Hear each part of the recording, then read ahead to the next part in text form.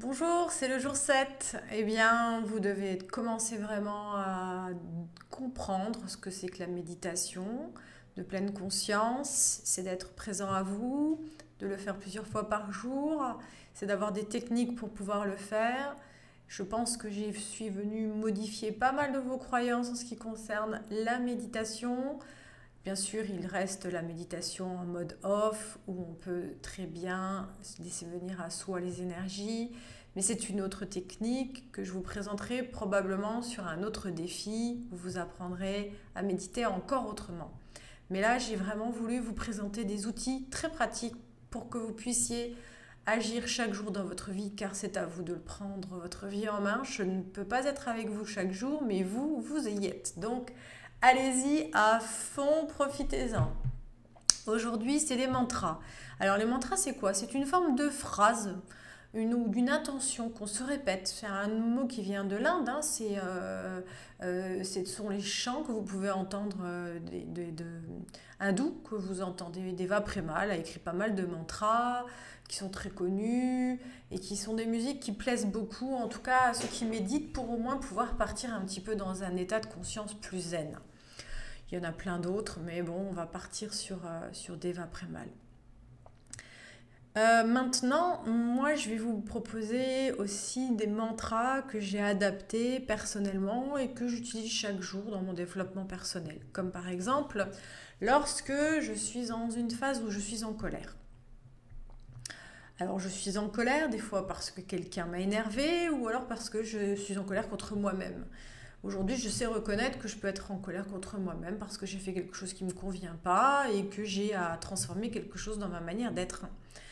Donc, je dis tout simplement, j'accueille et j'accepte ma colère et je la remets à mon ange gardien pour la libérer. Tout simplement parce que je ne veux pas penser à ma colère toute la journée. Elle m'est passée une fois dans la tête, c'est bon, je l'ai comprise. J'ai pas besoin de ruminer comme une vache qui rumine son herbe au bord d'une prairie. Une fois que c'est fait, c'est fait. Mon ange gardien fait le travail et corrige. Ensuite, je demande à ce que mon comportement, dans les jours qui viennent, se transforme pour moi et pour les personnes concernées. Et le travail est réglé. Je prends un autre exemple. Je suis triste. Quand je suis triste, je laisse couler mes larmes si elles coulent. Ou alors, je sais que je suis triste, les larmes ne coulent pas, mais je suis triste.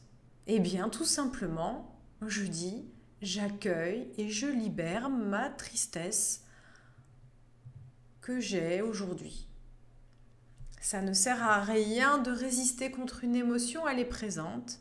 Elle est liée à un événement, elle est liée à peut-être une date, elle est liée à des mémoires cellulaires. Elle est liée peut-être à ce que quelqu'un vous a dit sur la journée, qui est venu réactiver des mémoires inconscientes que vous ne connaissez pas. Alors, vous pouvez très bien dire une phrase du genre « J'accueille ma tristesse et je la remets à mon inconscient qui est lui stimulé par cette tristesse qui se réveille. Je lui demande de trouver une histoire, une issue, une transformation. Vous choisissez le mot qui vous convient le mieux pour la transformer à mon rythme. Car vous avez besoin aussi de faire les choses à votre rythme. Il y a d'autres émotions comme la peur, par exemple. La peur est souvent liée à quelque chose qui n'est pas réel, encore passé. C'est quelque chose que vous projetez dans le futur. Et si vous étiez dans le moment présent, eh bien cette peur ne serait pas là. Donc, lorsque vous n'êtes pas dans le moment présent et que vous avez une peur qui matérialise un événement futur, l'événement n'étant pas encore là, je ne vois pas pourquoi vous devriez avoir peur. Alors, dites-vous, ok, j'ai peur de ce qui va se passer ou j'ai peur de ce que je pourrais faire, j'ai peur de ce qu'on va me dire, j'ai peur de ce que je vais pouvoir récolter de cet événement. Ok, vous avez le droit de le dire, mais Pour bloquer le système, pour le répéter, ne pas le provoquer, parce qu'une peur peut se provoquer parce que vous y pensez de trop. C'est la loi de l'attraction, rappelez-vous. Eh bien, je vous invite vraiment à chanter une chanson qui vous plaît, quelque chose qui fait que vous oubliez cette peur, que vous n'y pensiez plus, que vous prononciez une phrase qui vous convient le plus, même une prière, un je vous salue, un Notre Père, je ne sais pas, n'importe quoi. Ou que vous touchiez...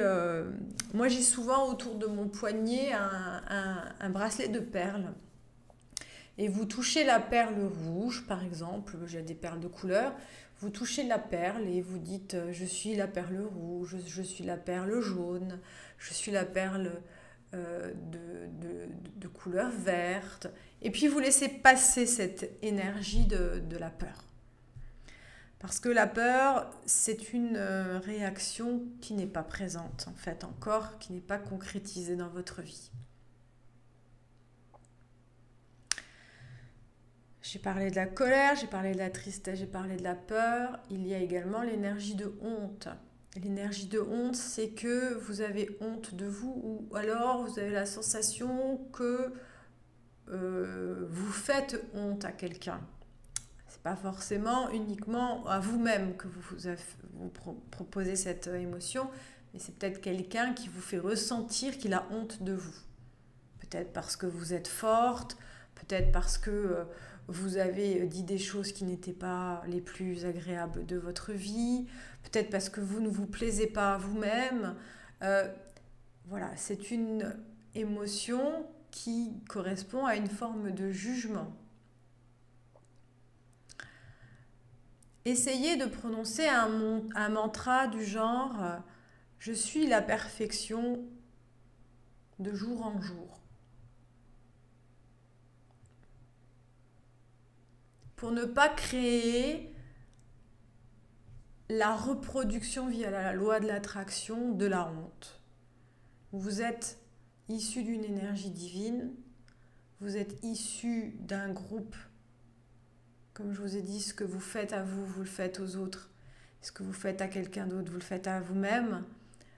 Évitez de faire des choses comme la honte à quelqu'un parce que ça voudrait dire que vous la recevez en retour.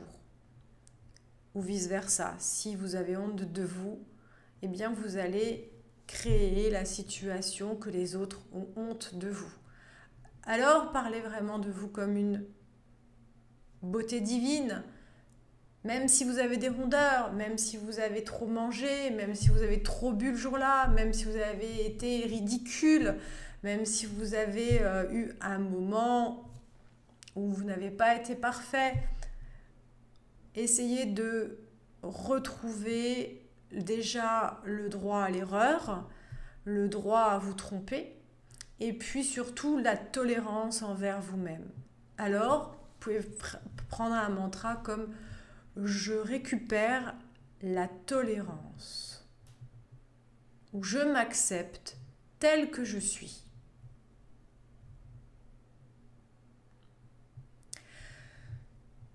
Il y a encore la frustration. La frustration, c'est lorsqu'un besoin n'est pas réalisé. Un besoin primaire de nourriture, un besoin primaire de sécurité, un besoin d'appartenance à un groupe, un besoin d'éternité. Il y a beaucoup de besoins. Vous pouvez reprendre la pyramide de Maslow. J'ai oublié d'en dire certains maintenant. Mais peu importe, si vous êtes en frustration, c'est que vous n'avez pas réalisé un de vos besoins. Donc, pour revenir à cette énergie qui est frustrante, elle se situe souvent au niveau du ventre ou même au niveau du cœur. Eh bien, vous pouvez accepter de valider en vous la patience. Car la patience est une énergie qui fait que aujourd'hui, vous êtes frustré, mais demain, qui sait ce qui va vous arriver? Demain, ce n'est pas le même jour. Donc, laissez-vous du temps pour modifier cette frustration et surtout pour mettre en place des actions. Alors, vous pouvez vous répéter le mantra